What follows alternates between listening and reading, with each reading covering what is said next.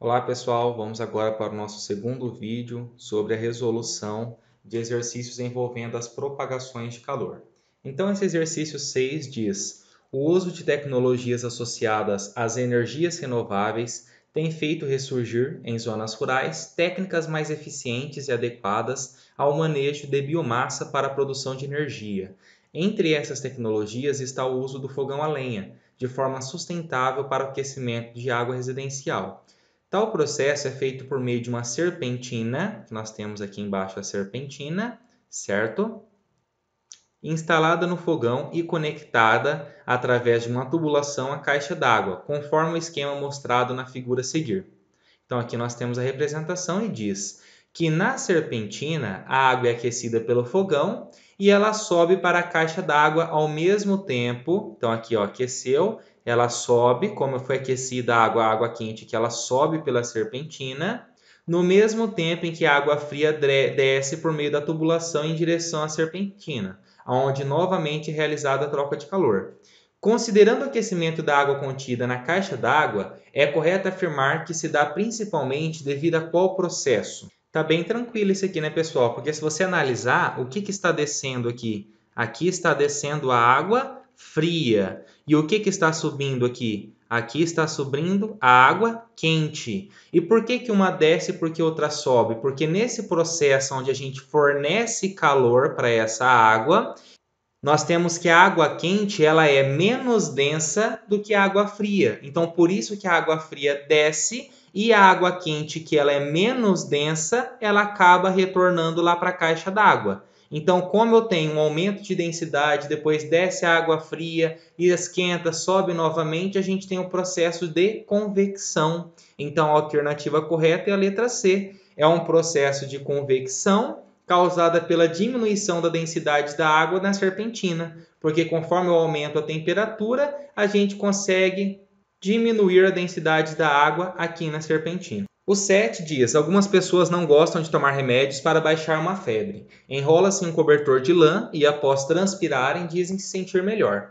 Sobre o ponto de vista das leis da física, tal sensação é verdadeira ou não? Na verdade, do ponto de vista da física, tal ação ela é contraditória, porque o cobertor ele impede a troca de calor do corpo com o ambiente. Conforme a gente já discutiu na abordagem teórica, nos vídeos anteriores, uma pessoa quando ela está com febre, por que ela tem a sensação de frio? Porque a temperatura dela está elevada de um modo maior do que a temperatura ambiente. Então, como a condução de calor sempre é do corpo mais quente para o corpo mais frio, é como se o ambiente ele sugasse a nossa temperatura, sugasse a nossa energia térmica. E quando a gente está perdendo esse calor para o ambiente, é a sensação de frio. Então, quando a gente se cobre com uma coberta, a gente está sendo contraditório, porque o cobertor ele impede essa troca de calor do corpo com o ambiente. Então, por isso, um banho de água fria ou morna seria bem mais eficiente. Porque quando a gente toma um banho de água fria, a temperatura, a energia térmica do nosso corpo, que é maior do que a da água, vai para a água. Consequentemente, a gente perde energia térmica e, consequentemente, a nossa temperatura irá baixar. Então, a alternativa correta é a letra C. Num planeta completamente desprovido de fluidos, ou seja, ele não tem líquidos e nem gases, apenas podem ocorrer a propagação por. Vamos lá. Se ele não tem líquido e ele não tem gás, ou seja, não tem fluidos, já não pode existir os processos de convecção. Concordam? Então, onde tem convecção, a gente elimina. A não vai ser, a B não vai ser, a E não vai ser. Agora eu tenho que saber, é apenas a irradiação ou também tem a condução? Na verdade, a alternativa correta é a letra C, porque se eu tiverem na superfície desse planeta dois corpos com temperatura diferente e eu fizer o contato entre eles, ocorrerá a propagação de calor por meio da condução. E a irradiação térmica, o próprio Sol já explica isso, né? Porque quando essa energia térmica vem por meio de ondas eletromagnéticas e acaba aquecendo todos os corpos, isso não é devido à existência de fluidos. Então, a alternativa correta, letra C. O 9 é do Enem. Um aquecedor solar consiste essencialmente em uma serpentina de metal a ser exposta ao sol por meio da qual flui a água a ser aquecida. A parte inferior da serpentina é soldada a uma chapa metálica, que é o coletor solar. A forma da serpentina tem a finalidade de aumentar a área de contato com o coletor e com a própria radiação solar, sem aumentar muito o tamanho do aquecedor. O metal, sendo um bom condutor, transmite energia da radiação solar absorvida para as paredes internas e, daí, por condução para a água. A superfície deve ser recoberta por um material denominado material seletivo quente, para que absorva o máximo de radiação solar e emita o mínimo de radiação infravermelha. Os quadros relacionam as propriedades de alguns metais, ligas metálicas, utilizadas na confecção de aquecedores solares. Então, nós temos ali o zinco, o aço, o cobre, a sua condutividade térmica, e nós temos o material seletivo quente, óxido e sulfeto de níquel, tananã, tananã.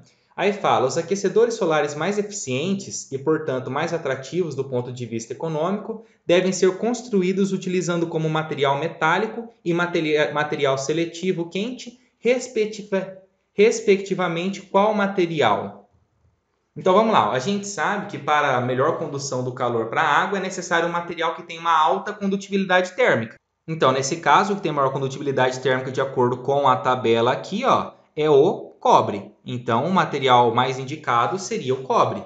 Nós temos cobre nessa alternativa C aqui e nessa alternativa E aqui. Então, já posso descartar essa aqui e essa aqui, beleza? Só que, para além disso, para eu ter uma menor perda de calor por meio da radiação infravermelho, eu tenho que escolher um material com uma grande razão entre a absorção de radiação solar e a emitância dessa radiação infravermelho. Então vamos ver aqui. Imagina que é uma razão, ó, a absorção dividido pela emitância da radiação. O que eu quero é que esse resultado aqui seja o maior possível. Então, neste caso, desses valores que eu tenho na tabela, o maior valor possível vai ser esse aqui, o material seletivo A. Então, o que isso significa? Que a parte da absorção dele é maior em comparação com a relação da emissão de radiação infravermelho. Então, ele vai me proporcionar uma melhor condição de conversão de temperatura, conversão de energia. Então, neste caso, a resposta correta vai ser cobre e material seletivo quente A, a alternativa